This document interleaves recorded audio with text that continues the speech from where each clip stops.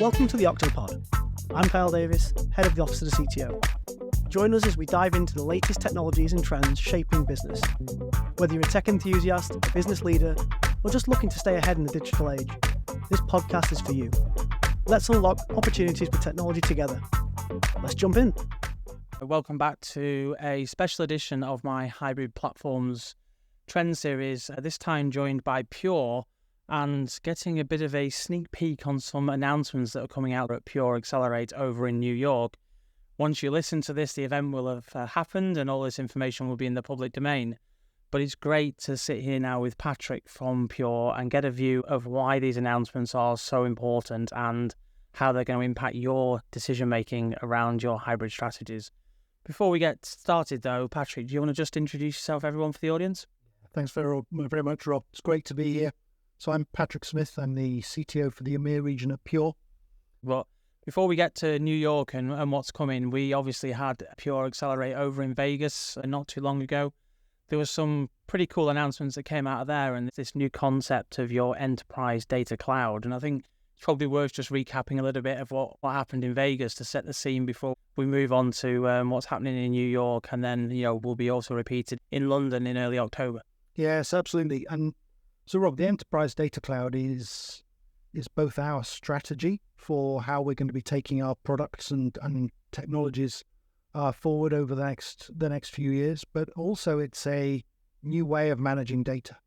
Our view is that traditional storage platforms, traditional data platforms are largely siloed, largely manually operated, and take too much time to actually manage the infrastructure and don't leave organizations enough time to focus on managing the data, which is where the value comes in.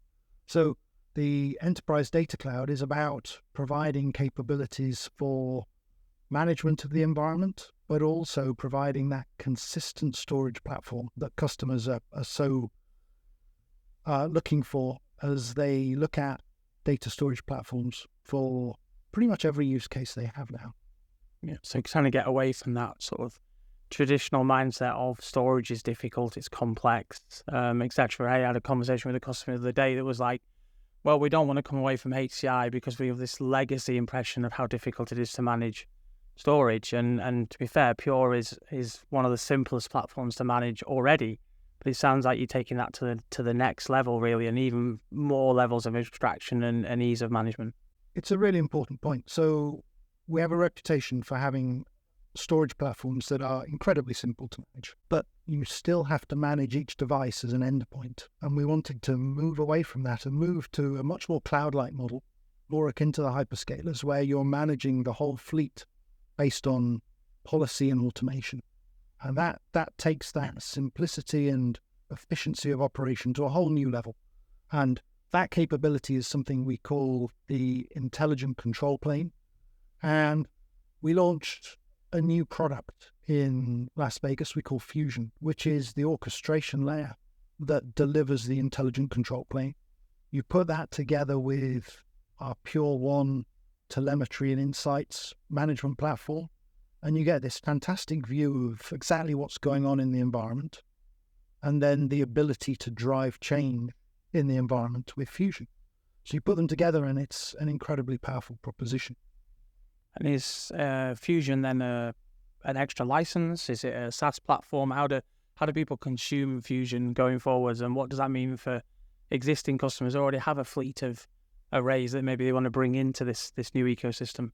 It's a great question, Rob, because we're sticking with the culture we've always had at Pure of including capabilities in a customer's subscription. So when they upgrade their environment, they get the new features and functions included. And Fusion's no different. So customers now moving to our latest version of Purity on FlashArray and FlashBlade get Fusion included, and they can start using that to manage their fleet.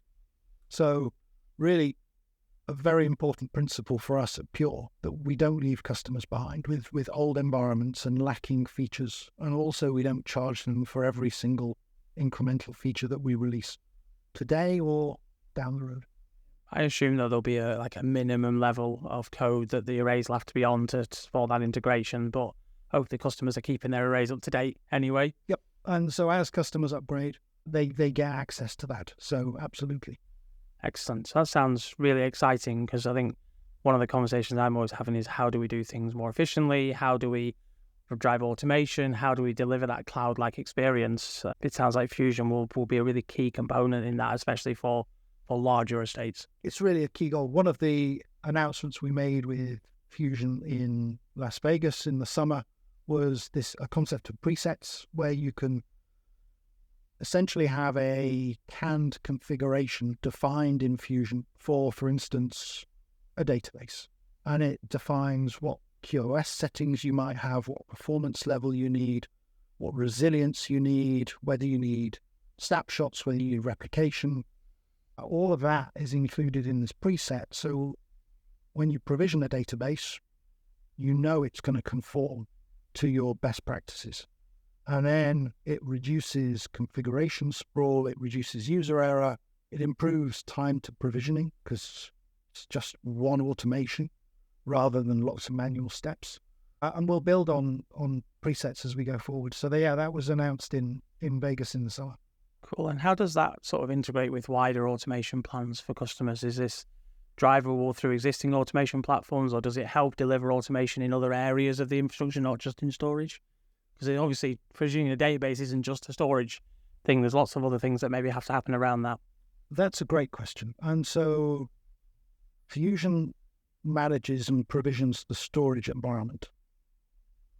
One of the other things that we announced in Vegas in the summer, and we're evolving in the announcements coming in New York, is a workflow management that goes beyond the storage environment and has plugins so that you can connect out to your service management tool for an automation portal. You can connect out to Slack for progress tracking. And you can reach out to, for instance, VMware environments to provision VMs to then map the storage to, and then deploy the database software to. So you can, using the workflow, you can have end-to-end technology management. Now, that's not our core capabilities. So as that evolves, that will become something that currently we're looking at how we charge for that. It's not available right now, but as we reach GA for that, we'll probably have a small charge for that, because it's beyond the capabilities of just, which is what we need. Yeah, so it's a wider automation story for the customer, Yeah, but having it baked in and integrated, it's kind of that platform play in the hybrid cloud space, isn't it? We've seen the security vendors doing that in the SASE space and in the networking space, etc. So why not in the data center space, where we've got the sort of single platform to orchestrate and rule the roost, as it were? And then it gets interesting. So one of the things we'll be announcing in New York is we'll be announcing the concept of data intelligence. So one of the things, as part of any activity in the environment, you may want to start discovering what you've got provisioned in your storage.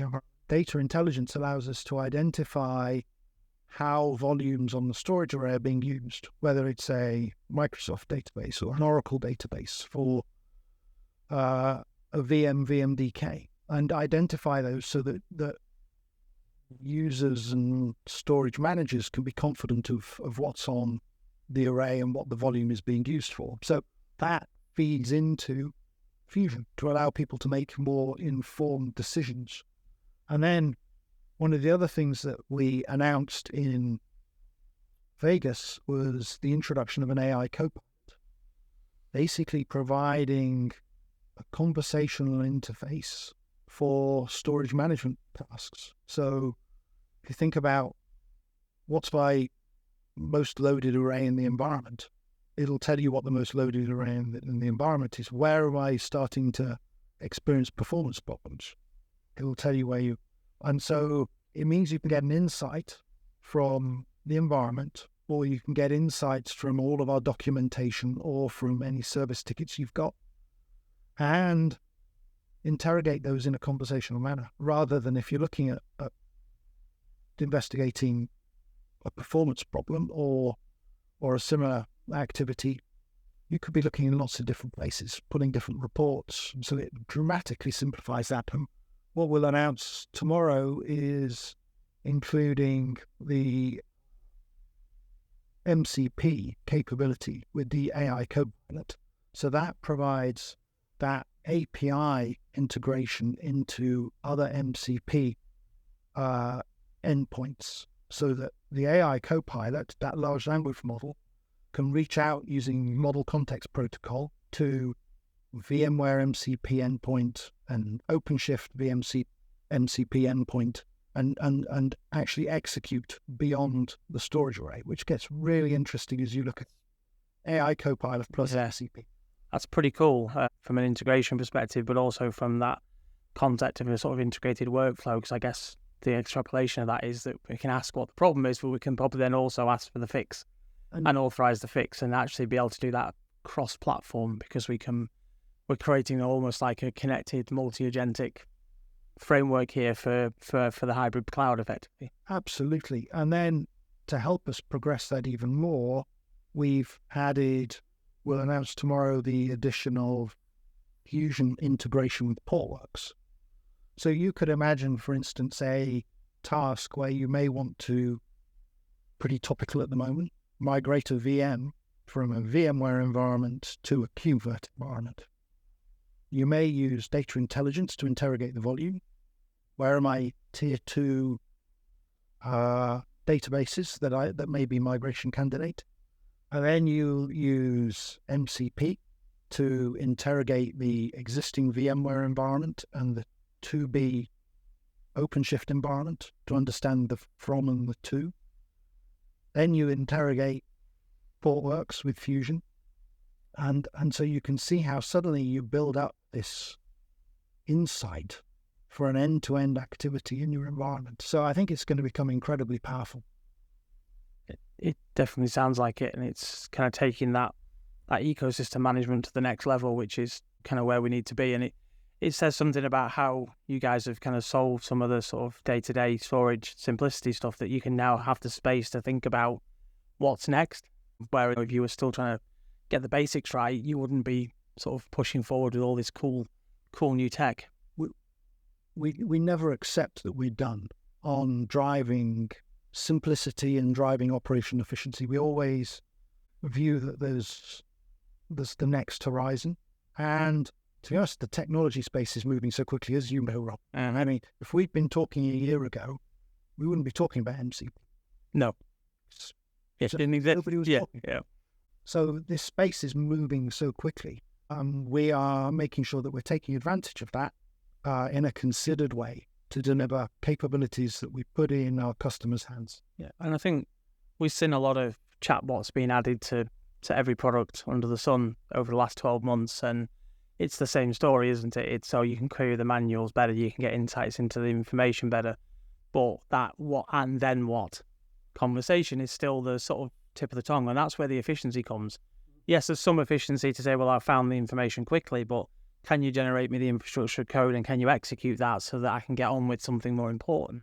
Yes. And there'll be a cultural acceptance of that over time. We go back 20 years, people wouldn't turn on DRS or vMotion things because they were terrified that it would break their systems, and now just turn it on and forget about it, don't you? So I think we'll have the same cultural acceptance of some of this automation, but leading the way is the way we need to be. Yes, absolutely. And one of the key things for us is, for a while now, we've been talking about the platform Pure. It's how we can reuse and apply our technology across the whole product line without constantly reinventing, and that yields massive value.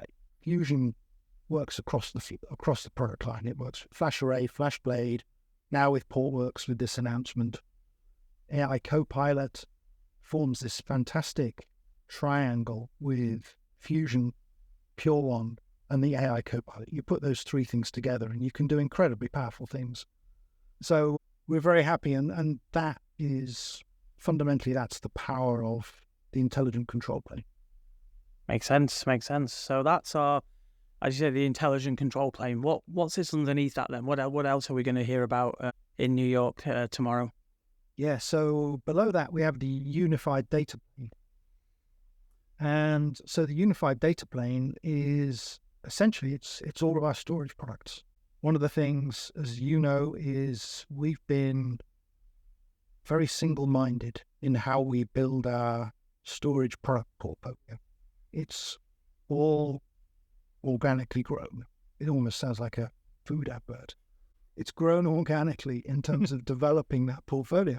And we continue to take that approach. And it means that we have exactly the same approach to managing systems. We have the same reusable componentry in systems, whether that's our flash technology with direct flash modules, whether it's our Purity operating environment. And we're not sitting back on and resting on our laurels there. So we'll be announcing a new top-end array. Currently, our FlashArray XL line is our highest performance, highest scalability system with the XL 130 and 170. We'll be announcing the XL 190, which provides even greater capacity, lower latency, and significantly higher performance than the 170.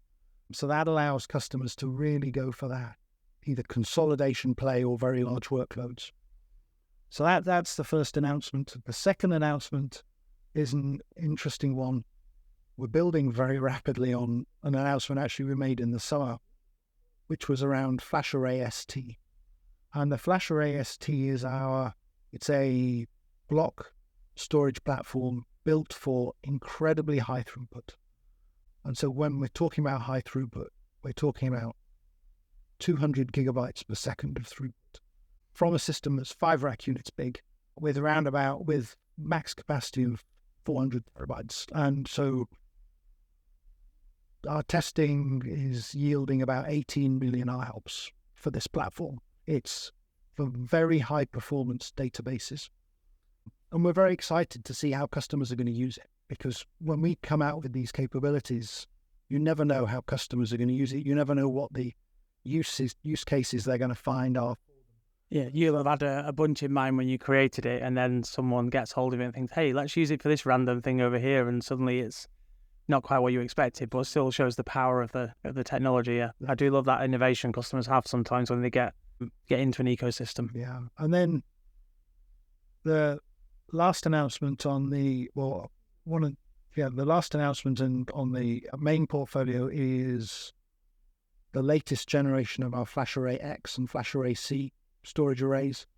And for me, I always find this to be fascinating, because people who aren't customers of Pure think that our evergreen approach is too good to be true, and you can't possibly do it. What do you mean? You have an array that gets better over time, not just from one generation to the next, but again and again and again.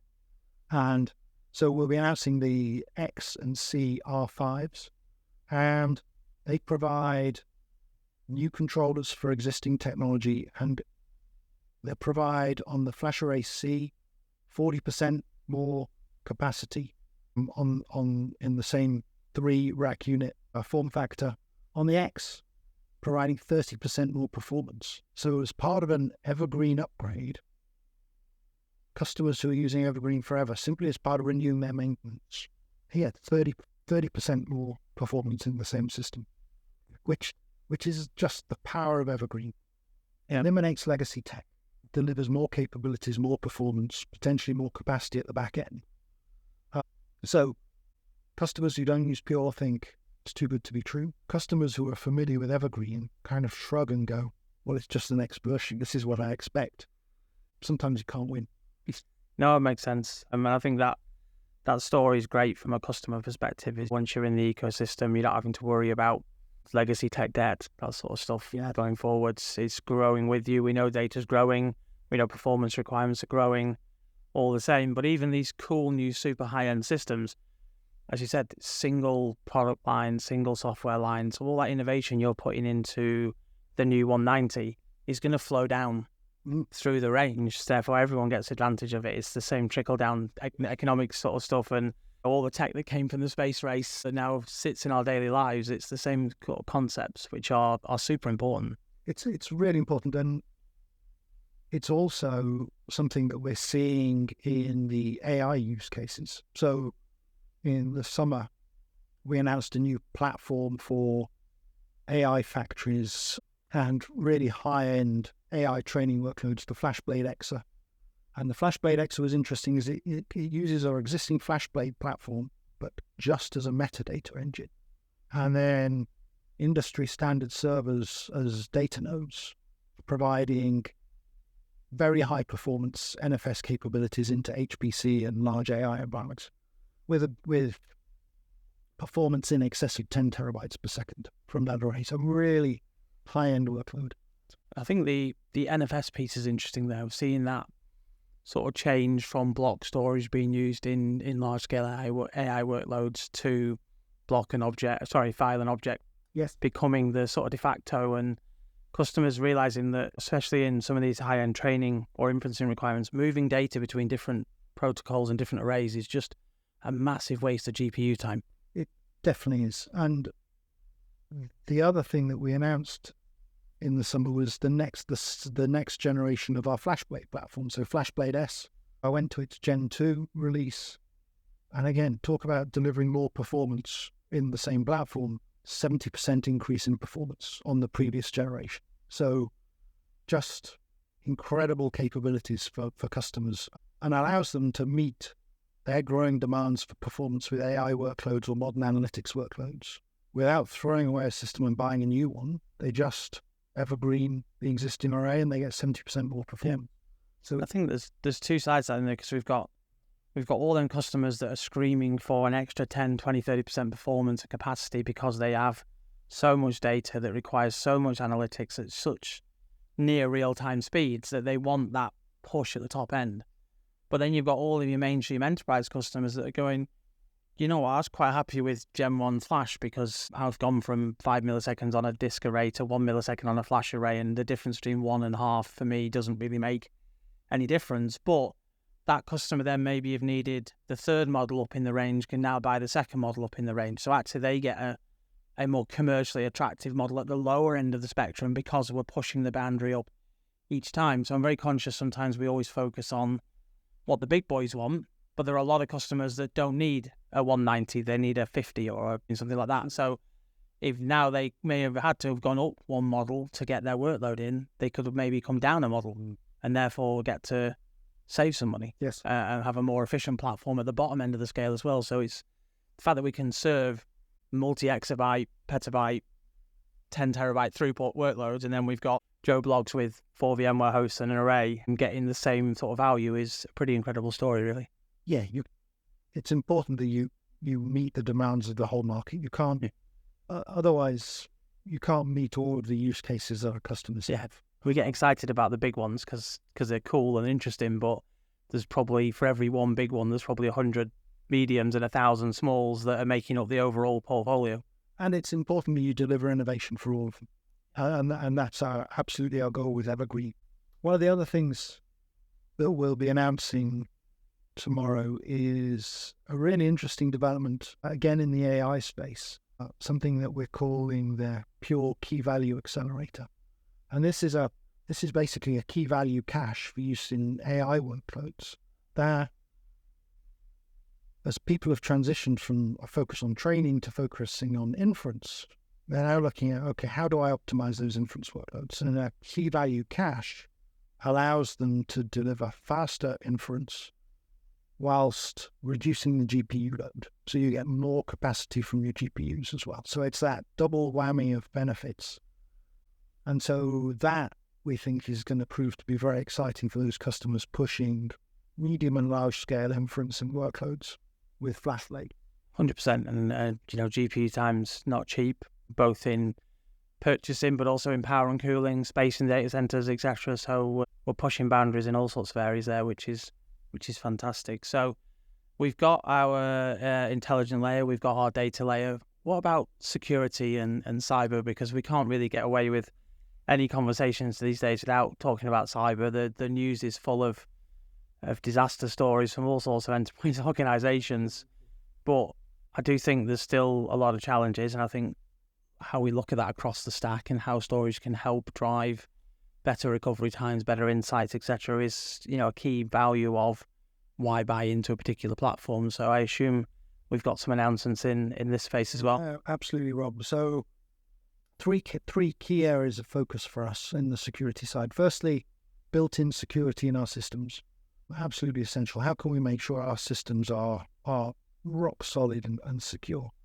And then with our ecosystem partners, how we are looking at what we call connected detection. How can you identify what's going on in the environment, resolve threats and vulnerabilities in the environment? And then lastly, to your point on recovery, how can you drive that dynamic response and recovery and get environments back, especially, as you mentioned, with things in the news at the moment? How can you get environments back as quickly as possible? So those are really three key areas we're focused on. If you look at built-in security, a few things we've introduced there and we'll be introducing in our announcement tomorrow. Firstly, a new identity and access management framework within the security. Secondly, the ability to provide a vulnerability analysis using the AI Copilot.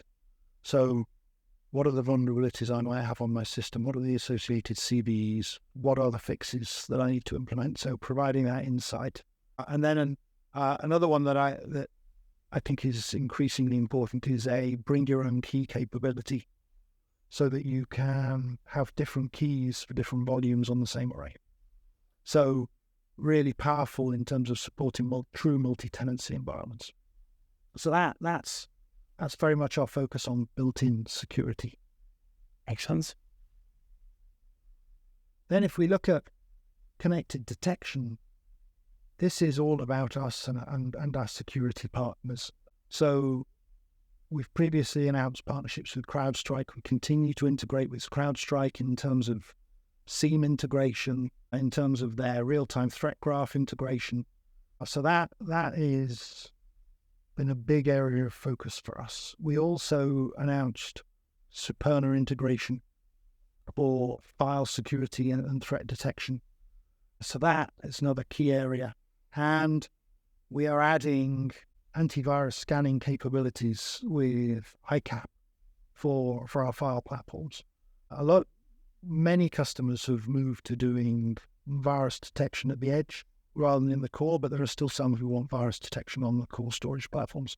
So we're providing that, as well as adding additional threat detection capabilities within Pure1 to identify anomalous behavior and heuristics. Is somebody trying to do something on our array? Have I got repeated failures, or have I got unusual patterns going on in the array? So that's the world of connected detection. And then finally, dynamic response and recovery is building on something we announced in the summer, a Pure Protect, which is a SaaS capability for managing VM recovery to cloud environment. We've added the ability to recover now to a VMware environment. And we've added a community edition to Pure Protect as well, so people can try it out and actually use it and have that capability with a free entry-level product. And then the other thing we are announcing, which will come towards the end of the year, early next year, is replication capabilities that don't just provide synchronous metro replication, but also near zero RTO for long distance replication. So it's a combination of our active cluster plus our active DR capabilities. It sounds pretty interesting. Yeah. We'll look at the broader resilience play within the organization. So that really summarizes the security play that we'll be announcing tomorrow. Yeah, excellent. So overall then, we've got Fusion building on the simplicity message, the automation message and orchestration message. We've got arrays for every type of workload you could possibly want, with all sorts of different cool technologies built in to ensure we can meet performance and throughput requirements and cost points for customers of all sizes. And then we're building on that built-in security capability and ransomware recovery piece, so that the storage is providing far more value now up and across the chain. It isn't just a storage array, it's part of an orchestration engine, it's part of cyber response engines, it's part of daily IT operations lives. And I think that connected story, then you put in the evergreen piece, you put in the ESG story, power and cooling story, etc. It makes it quite a compelling crown outcome. And I think when you're listening to this, hopefully it's between the New York event and the London event. I'd say if you haven't registered, let's get everyone there. What was the date again for London? London is October the 7th. October the 7th. In Woolwich. In Woolwich. So yeah, everyone, if you've not signed up, then sign up. Come and see this stuff for yourself, face to face with the Pure teams, and CW will be there with some of our customers on stage as well. So come and see us and say hi. So yeah, Patrick, I mean, we could probably carry on for another 2 hours talking about this stuff, which would be great. And I've got a million questions, as this is the first time I've heard most of this, but we're at just over 30 minutes now. So I'm sure everyone looking at this going, Rob, you normally only do 15 minutes. What are you doing? But hey, the amount of announcements is just fantastic. And the innovation is great to see. So Patrick, thank you very much for your time. Thank you, everyone, for listening. And hopefully we'll see you at Accelerate in October. Thanks very much, Rob. No worries. Thanks, everyone. Speak to you next time. Be sure to check out the back catalogue for more great insights. Don't forget to subscribe via your favourite podcast platform so you never miss an episode. We appreciate your support. And if you have a topic you want us to cover, feel free to reach out. Catch you next time.